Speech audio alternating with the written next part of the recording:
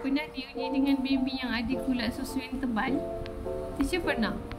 Anak pertama, kedua, ketiga waktu menyusu berpantang tu okey je. Tapi untuk anak yang keempat, kulat susu sangat tebal. Orang kata kena gosok-gosok lidah baby dan mulut baby dengan kain napkin basah yang bersih selepas menyusu. Ya, teacher dah buat tapi tak membantu.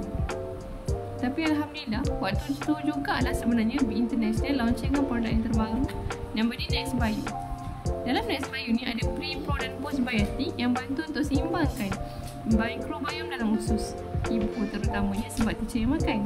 Dan susu tu Alhamdulillah, selepas teacher makan Nextbio ni, kulat susu yang ada pada anak teacher tu semakin hilang. Dan tiba-tiba hilang. Teacher tak perasan, dah tak ada. Walaupun waktu tu teacher makan tak habis sekotak lagi Nextbio.